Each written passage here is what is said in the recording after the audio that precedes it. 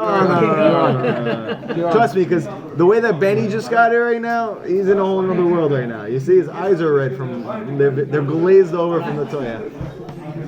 Okay. Kasher Tzim. L'seit mi madrega na'aseh v'nishma zel madrega na'aseh v'nishma govova mimena. In order for a person to continually to grow, to become happy, to go from na'aseh v'nishma, to go from Torah to tefillah, to go from revealed to potential, right? To go from in time to before time, to keep going up and up and up and up and up and up. Tzarich liyot l'yerida kodem aliyah. You need to go down before you can go up. This is a very, very important concept that the Baal Shem Tov blew up the Jewish world with. You need to go down before you can go up spiritually.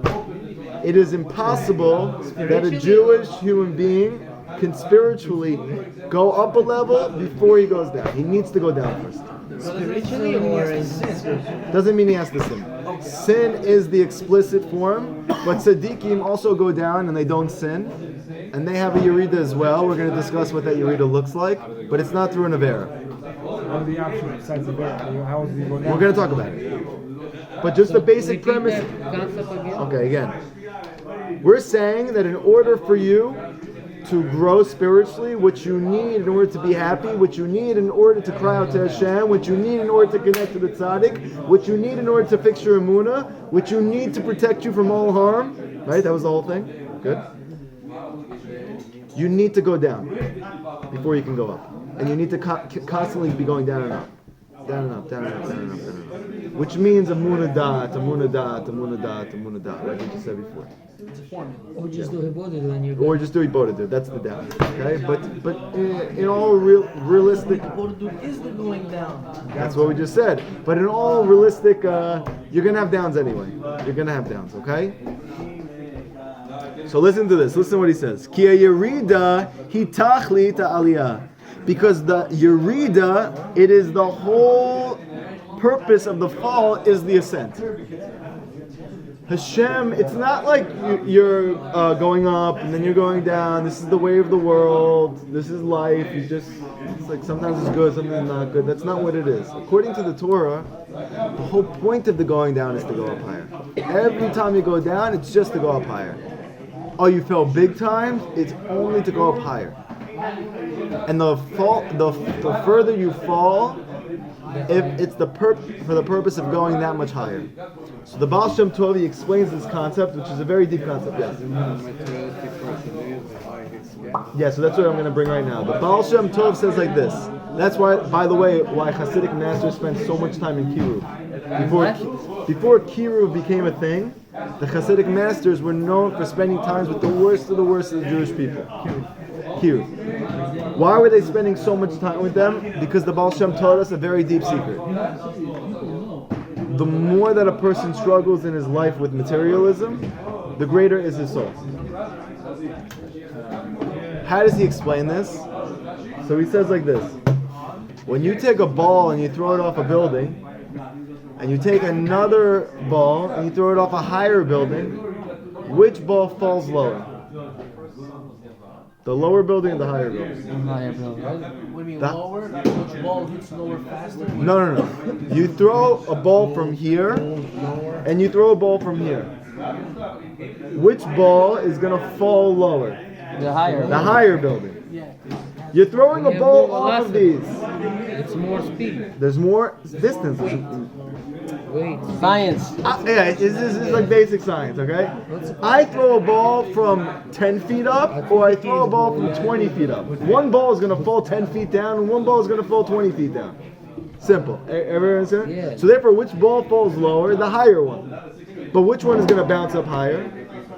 The higher one. So, the lower the fall, the higher it can go up.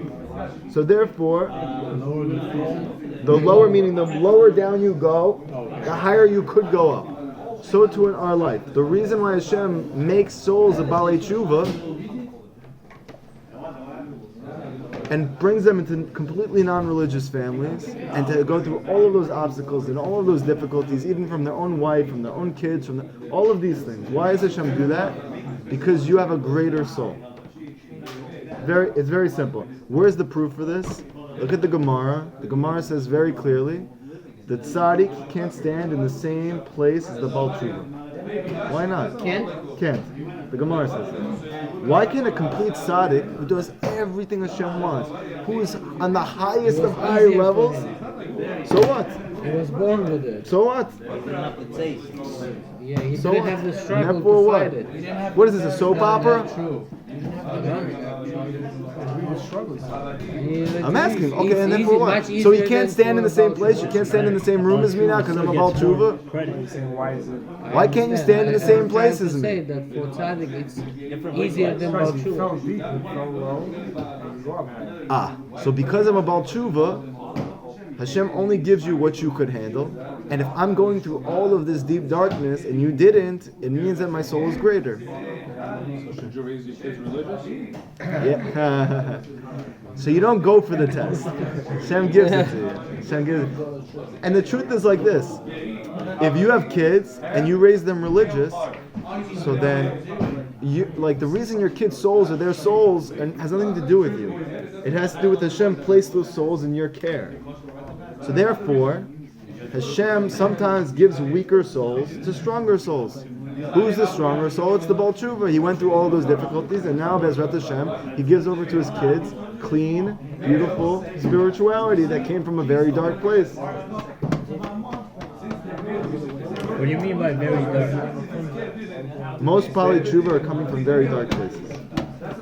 Many ways. Okay. So everybody understand the concept? The fall is for the sake of rising higher. What does that mean for us? Hashem, in order for you to get to a higher level of God consciousness, you first must have your consciousness removed from you.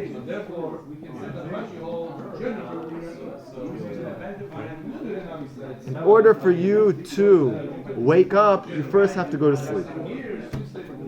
In order to wake up, you have to go to sleep first. For you to have a great awakening, you first have to sleep. Very simply. So throughout the day, you're constantly waking up and going to sleep. You need to go to sleep before you can wake back up. Yes. So now listen, where do we have this in the Gemara? Where is this in the Torah? Where do we see this concept that you fall for the sake of rising? It's a very beautiful concept. I like the concept. How do we know it's real? Let's look at a very famous Gemara in Avodah Zarah. It says like this: Lo ya David ro'i le'tomase. David Melech was not fitting to fall with Bathsheba, but he did anyway. Why is it that King David? Yeah, meaning It's not in him to do it was not in him to do such a thing. So he's not in him, but he did it. So it was in him. So what are you talking about? So the Gemara says he only fell because Hashem wanted to teach us how to do tshuva. Meaning it wasn't because David had a pagam. It was because he had such a strong soul, only he was capable of falling to such a low level and bouncing back up higher. but he didn't do anything. He did do something. I understand that according to the Gemara, maybe it was okay, but Stam... Also the Gemara, to think that David made a mistake is wrong. Okay, yes, but Stam simple Pashat is he did a sin. Okay? So therefore, why him? The answer is only he can go through this. Why is Mashiach not coming from Yosef? Why is he coming from David? He's coming from both. I understand, but I'm saying on a simple level. Mashiach comes from David. He doesn't come from the lineage of Yosef. Because Yosef was perfect. Because Yosef is the tzaddik. So it's problem. There's no problem with that except that the Mashiach needs to come from the strongest soul. Who's the strongest soul going to be? The one who falls to the lowest places. The one who's the Baal Tshuva. David was Yeah. The Baal Tshuva. That's why Yosef was in the pit, in the lowest place. Okay. Only is to teach us to do tshuva. So now like this. V'zeh, and this is what it says in Yeshaya. V'hamach shela hazot achat yadecha. Yeshaya gives us a big secret. Let this stumbling block be under your hand.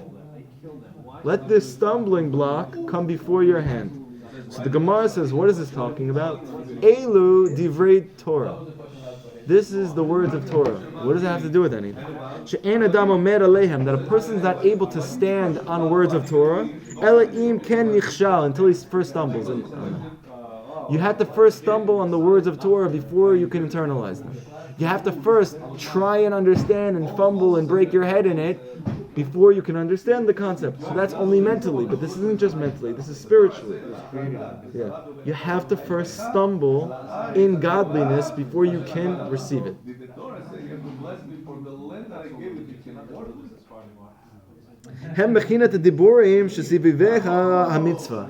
is like the words that come before every mitzvah. Rav Nachman gave an unbelievable yisod to us. Why was it created for the purpose of stumbling? Why was it created for the purpose of stumbling? So it wasn't created for the purpose of stumbling. That's what we know. It was created for the purpose of rising higher. That comes from the stumbling. There has to be a stumbling, but the purpose is not the stumbling. So it was created like that. So again, the truth is that the faith that you show in the stumbling is higher than the da'at that you had. It's higher. The Tanya says, the Baal Tanya says, that whenever you feel God in your life, whenever you have da'at, that's coming from the last two letters of Hashem's name. But when the da'at is taken from you, and you don't understand why what's happening is happening to you, and it's difficult and you're suffering, the reason why you're suffering is because it's coming from the first two letters of Hashem's name. And because it's coming from such a high place, you don't understand it, because it's above knowledge. So to you it's perceived as suffering. But in truth, we're going to be able to see in the end that was the greatest light that Hashem was shining on you was in those dark times. So when you have da'at, is it prelude to it's going to be taken away soon? So it's not necessarily a good thing. It is necessarily a good thing, because you have to go through this. Right? Like we're all here, we're all trying to be comfortable.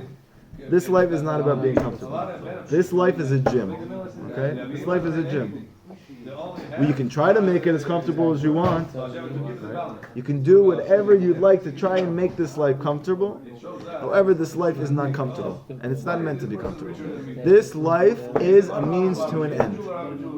This life is to get you from one destination to another. Now, when you try and make the vehicle your home, so you're going to be very, very unhappy. Because there's not a lot of space in that car. It's not spacious, because it's not a home, it's a car. What is everybody doing in this world? We're trying to make the car into a home. And then you're living like a homeless person in your car. And nobody likes it. Right? Unless you had a fight with your wife, and then you have some peace in general. So therefore, like this, listen to what he says. Why is it that before every single mitzvah, Hashem said to Moshe, Hashem said to Moshe, Hashem said to Moshe. I got it the first time. The Torah doesn't waste any words, to the extent that we need 10,000 pages of Gemara to explain what the Torah doesn't say. So why are you going to tell me 1,000,000 times, Hashem said to Moshe? I got it. The answer is, Rav Nachman says, there's a very deep secret here. That before you can experience the mitzvah, meaning da'at, that Hashem is speaking to you, you first have to get Hashem said to you, meaning the difficulty. Every time that Hashem said to Moshe, it means that Moshe was going through a period of his da'at being taken from him. That was the fall. And then that brought him to put on tzitzit, put on tefillin, put on talit. Does everybody understand? Every Hashem said to Moshe was a fall. Was a fall. Was a yerida. A fall. For the sake of rising higher, which was the mitzvah that was revealed to him, which was God being revealed to him in his life. That's us in our lives. So is that to say that his dad was taken away, so that means that he was losing some sort of emunah, or? No, his da'at was being taken from him so he can exert and reveal more emunah that he has in potential, but he hasn't revealed. So he's just trying to get it out of him. So Hashem is trying to get it out of him because Moshe wants to get him out of himself. So he's trying to reveal his soul to the world. Yes. So when he hit the rock, what was that scenario? There was a pagam in his emunah. So Hashem spoke to Moshe. That tells us that Moshe excelled in emunah, and then Hashem is showing that again. That's right. And that's the lesson for us. This is how it works for us. You notice a lot of times before Moshe had revelations, the Jewish people were giving him a lot of trouble. Right? Right, so what is that? That's the difficulties in life. And that actually brought him to get water. Okay. It says in the end, Yirmiyah says, in that time, Bayomahu, Yebukash Avon Yisrael ve'enenu. They're going to seek the transgressions of the Jewish people. They're not going to find any. Ve'enenu. Why? Because in the future, everything is tshuva. Because everything is tshuva, that means that you've turned all of your averot into mitzvot. Right? So because you turned all your averot into mitzvot, that means that when they come to look at you, they're not going to find any averot. Now I want to tell you something. Many people think that when you do tshuva from love, it turns into a mitzvah. That's great. Why does it work like that, though? Why does it work like that? Yeah, why does it work like that? Why should tshuva turn something into a mitzvah? Self-sacrifice. What? Self-sacrifice. And for what? But I didn't do a mitzvah. I didn't do a mitzvah. Like the Gemara, they talk about this all the time. If you do tshuva from fear, you take the sin away. But if you do tshuva from love, then you turn into a mitzvah. It's mamish like you did a mitzvah. Like I just wrapped tefillin. I had illicit relations with that woman who's not my wife. I did tshuva on that. Now it's like I learned Torah all day and night and I fasted. How does that work? How does that make any sense? It doesn't make any sense. How does that make any sense? So I want to tell you what Rav Nachman is teaching us. The reason that the Avera becomes a mitzvah is because the Avera leads you to suffering, which causes you to then do a mitzvah.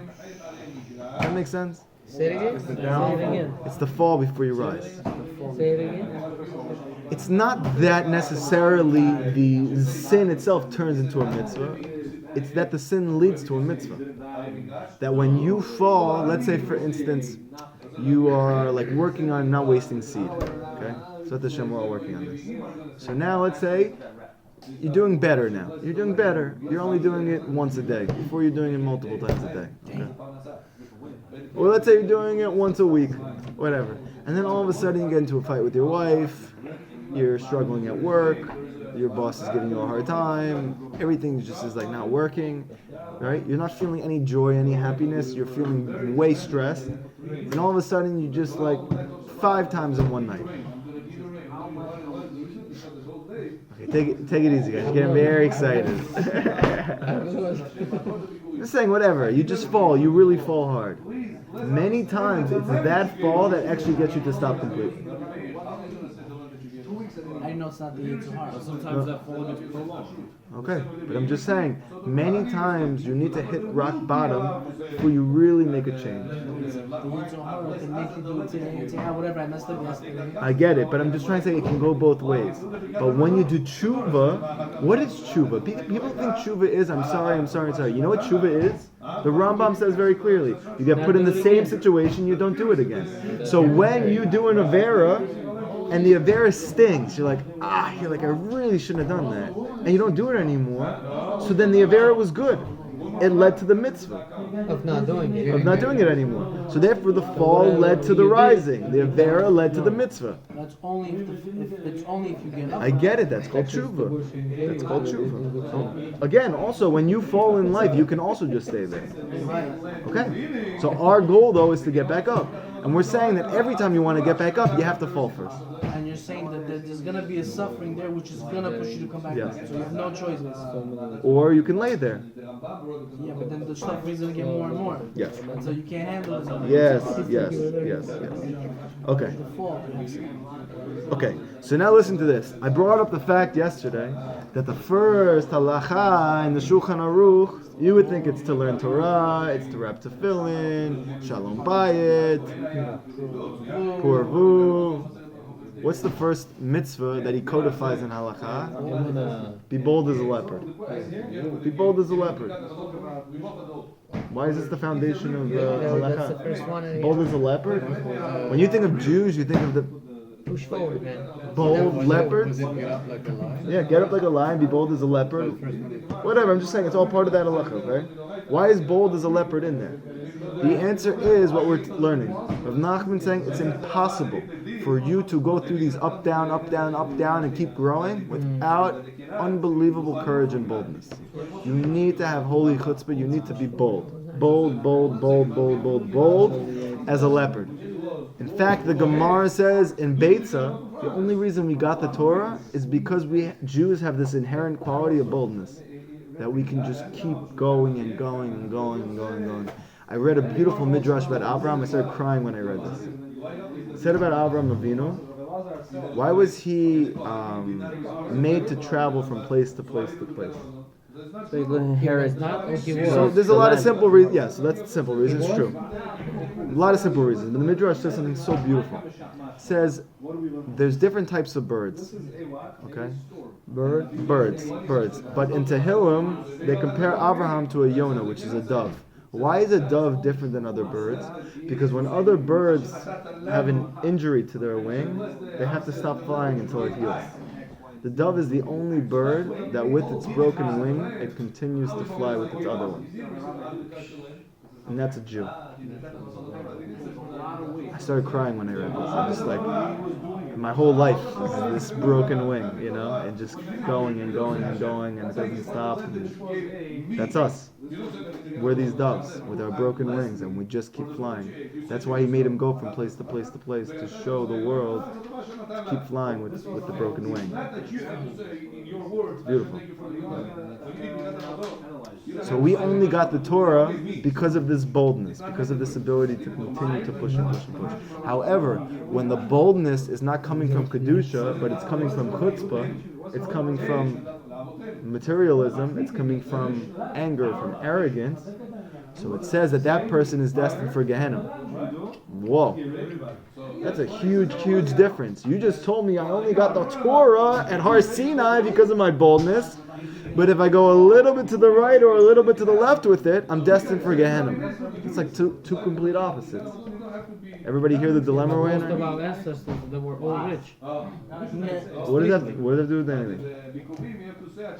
You want money? What's the connection what we're talking about? That's not what he's talking about. What is it? Gaiva. Gaiva. Yeah, people. What does that have to do with having money? You can have money and not be Not Gaiva. necessarily having money is Gaiva. There's many people who have money that don't have Gaiva. Without money also. You don't? Big Gaiva. It's good to have money. What's wrong with having money? Why do you have to be arrogant?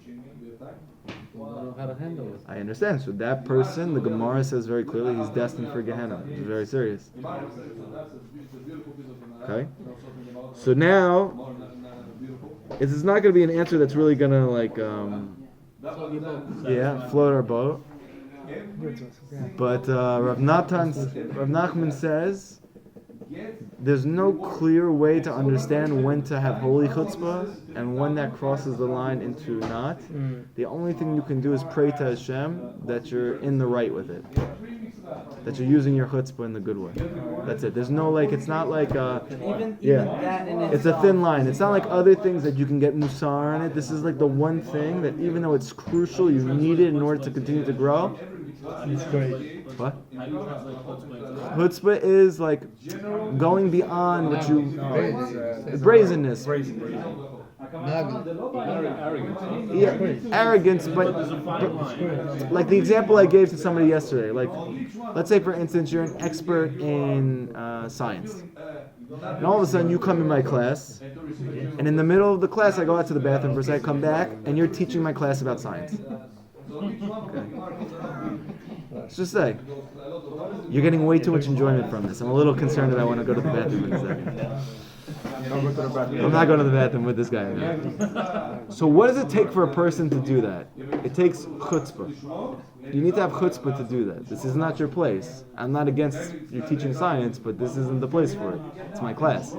So if you do that, you have chutzpah. That's called not holy chutzpah. And those types of acts, the Torah says, you're destined for Gehenna. Okay? However, let's say after the class, you go out to Hashem and you scream to him, Hashem, I can't take it anymore. I can't take this anymore. I need more help. You're not helping me. Hashem loves that prayer. That's called holy chutzpah. You're definitely going beyond your limits. You shouldn't be speaking to him, but Hashem likes it, so do it. Calling him out. But in a way that Hashem loves. That's called holy chutzpah. And Rav Nachman doesn't just say this is a nice weapon. You need to do this to continue to keep growing and growing and growing. Okay, good. So now, Thanks for keeping all those pictures. so now listen to this. We're going to put the whole Torah together. By the way, tomorrow night we're going to start a brand new Torah. Brand new Torah, so please don't miss it. We are going to be speaking about Jengi, Babki, How are you? These Ramon. They love it. Eddie, you better come. The Babki about the girls? No, I thought Babki is about money. Babki is Also about girls. related. You guys put it all in one thing. We only get the babki for the babki. So we're not done yet. We're not done. I'm just getting you guys whetting your appetite a little bit. Come back tomorrow. We're gonna start a brand new Torah. You'll be there from the beginning. You're really gonna hop and get it. Okay? So now listen to what Rav Nachman does. He takes the whole Torah that we just spoke about, from the recap in the beginning to the end now, and he's going to show how there is a Gemara in Bava Kama, which seemingly has nothing to do with what we spoke about. He's going to show the whole Gemara in Bava Kama is the whole Torah. So listen to this. It's amazing. It's genius. Listen to the Gemara. It starts like this. Elezer Ze'era. Elezer the small one. Why does somebody have a nickname like that? Usually it means he's humble. Small. Havasayem Masana Ukama. He put on his black shoe. V'kai b'shuka de Nahara. And he went into the marketplace in Nahara. This place called Nahara. Ashkachuhu devei Luta. So the servants of the tzaddik of the generation, they saw him in the marketplace. What was he doing there? Amarlahu, Mavde, what are you doing here? Amarlahu, he said back to them, Kamit abilna al Yerushalayim. I am mourning over Yerushalayim. It wasn't Tisha B'Av. It wasn't a time of mourning. Why are you in the shuk mourning over Yerushalayim? Who are you? Go learn Torah. Go pray. What are you doing? Go work. Why are you mourning in the middle? You hear the question? Everybody understand? Kind of. This guy who is seemingly a nobody, okay? He's in the middle of the marketplace crying in a sackcloth with ash on his head, mourning over Yerushalayim. So they came to him and said, what are you doing? Why are you mourning over Yerushalayim? It's not Tisha B'Av. You should be working now, supporting your family. You should be learning. You should be praying. Why are you mourning? Sometimes, for instance, when a person goes beyond his boundaries, beyond his limits, it's not called holy anymore. It's called arrogance. It's like, understand a little bit? Okay. Ma chashiv at litabule. Who are you that you think that you should be mourning for Yerushalayim when none of the Jewish people are mourning for Yerushalayim? They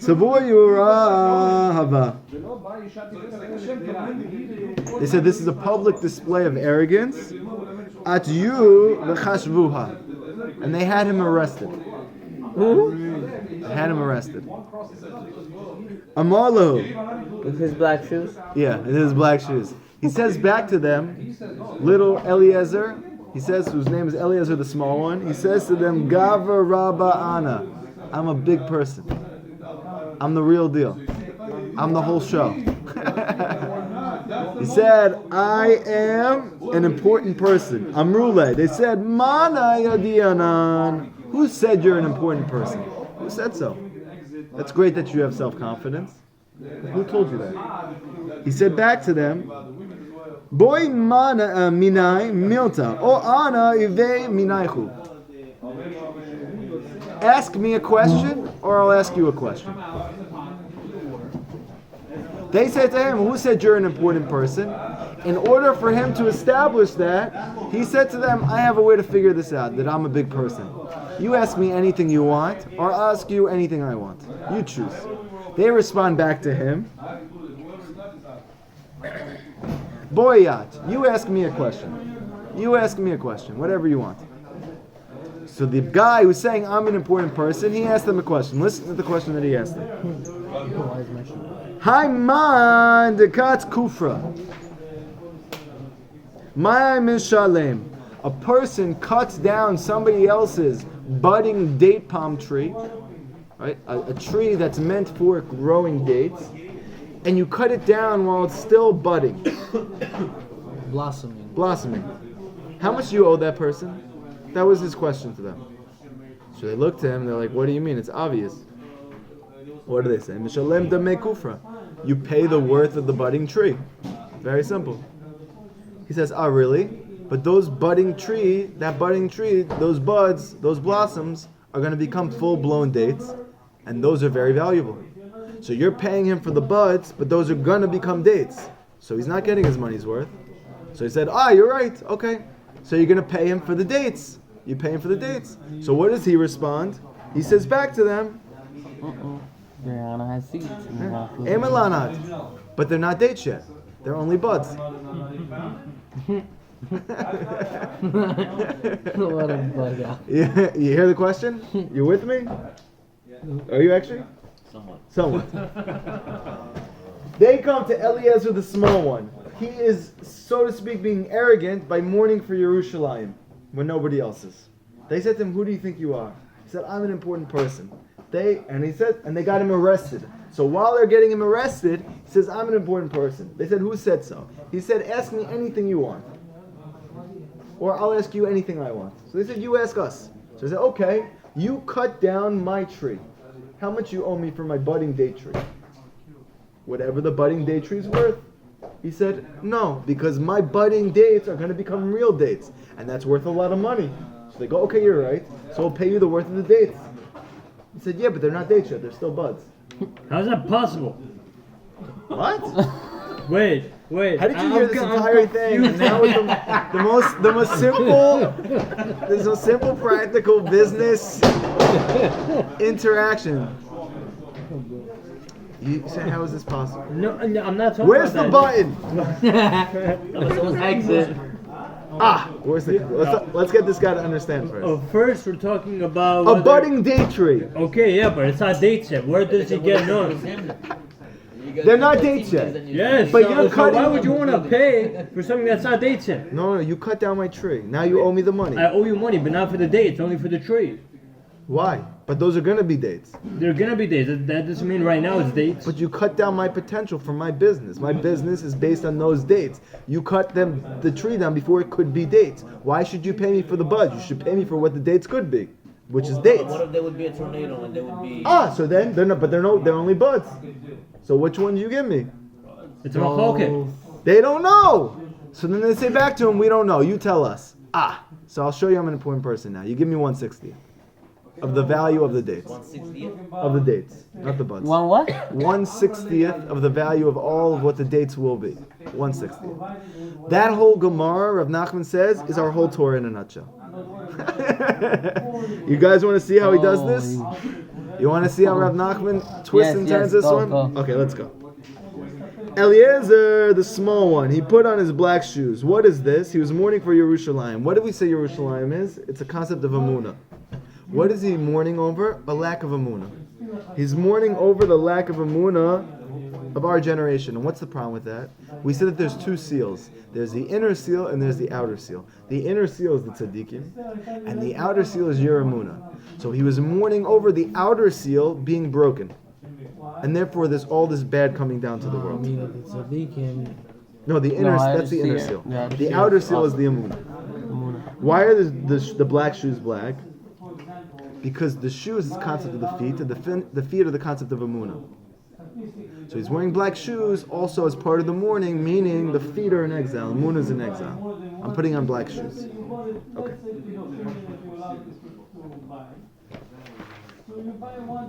And they said, "Are you so important that you can mourn for the lack of Amunah that's in the world? What, you've copped Amunah, you get it, that you can be mourning for us and our lack of Amunah?"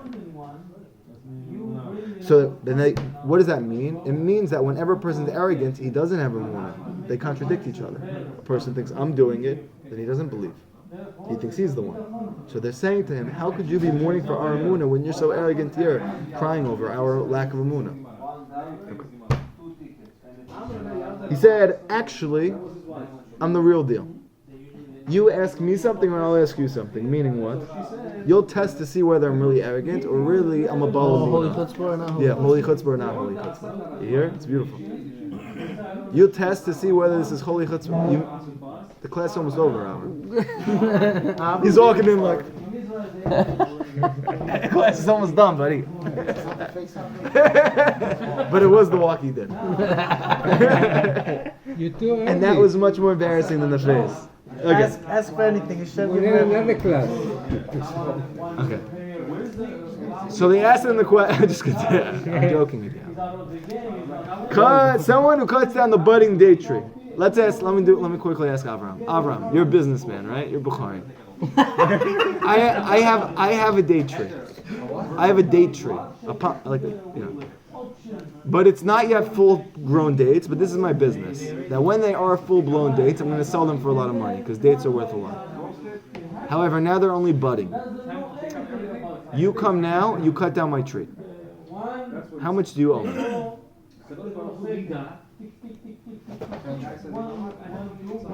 So how much do you owe me? You would have made after you sold them. No, don't touch Good. Minus your expenses. Minus your expenses. Good. So actually, their first answer is, we're going to pay you for the buds. He says what you say, though. Response is, what do you mean those buds are going to become dates? So then they say, okay, so we'll pay you for the dates. I said, yeah, but they're still buds. It's impossible. You understand the question, though? Meaning, yeah, okay, but they may not reach their potential. So then you that means you're righteous because you're telling them okay. No. Get out of here with your righteousness. Very high. A lot of trees don't turn out the dates. What all the dates are going to turn out? No, I'm just saying it I'll happens. continue with the story. Okay. Good. So now like this. We're saying holy chutzpah. They said, ask me a question and find out if my chutzpah is holy chutzpah or it's arrogance. That's pretty much what he's saying. So he said, cutting down the tree. What is the concept of the tree? The tree in Aramaic is called kufra. Kufra. It's similar to the Hebrew word kafirim, which is young lions, which roar after their prey. And what is the concept of roaring after their prey? Chutzpah. Chutzpah, boldness. Someone who blemishes his chutzpah, meaning he goes from holy chutzpah and he goes beyond the limits. What is that person's punishment? That's what he was asking. All right. That's the question. So he says he should pay for the price of the date buds. Meaning, with whatever he blemished in his chutzpah, that's what he should pay. So I was right. So they said back to him, but the buds would have become full-grown dates. What's the word for dates? It's tamer. Comes from the word tamre, which means, tamre, which is dates, comes from the word hamer, which is to exchange. And there's a pasuk that says, has the nation exchanged its gods? Meaning what? The people have exchanged real belief in Emunah and Hashem for avodah zarah. So he's saying this is not just a chutzpah issue, this is a avodah zarah issue. So then what's the punishment for avodah zarah, not for chutzpah? So they say back to him, whatever is the payment for damaging your faith, meaning breaking the seal. But he said, but he didn't damage it yet. It's not fully dead. It just could be. He's not yet come to complete atheism yet. It's chutzpah. Wow, so unholy chutzpah can So lead they to say avodah you should. Okay, so what's the answer? They said, okay, so we don't know. You tell us. So he said the answer is 1/60th. So Rav Nachman says the answer that Benny said, because the Gemara says that Gehenna, the world is 1/60th of Gehenna. Meaning, what was the answer? The answer is 1/60th, meaning Gehenna. That's the answer. Because this entire what world. does he owe him? He owes him Gehenna. Yes. Wow. Because the Gemara in Ta'anit says that this world is 1/60th of Gan, of the Gan, and the Gan is 1/60th of Eden,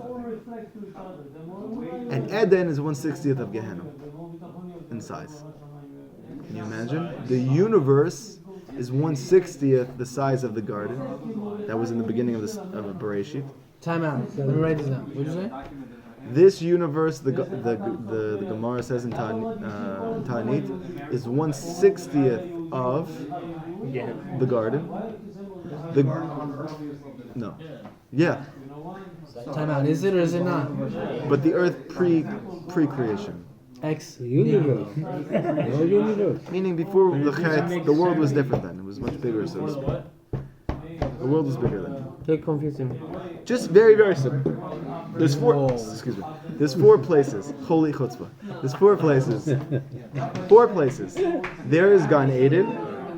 there is Gehenna, there is this world. But in truth, we learn from the Gemara that the garden was actually in Eden. It was a place. Then where is that then? Another time. So very, very simply, this world is 1/60th the size of the garden. That was the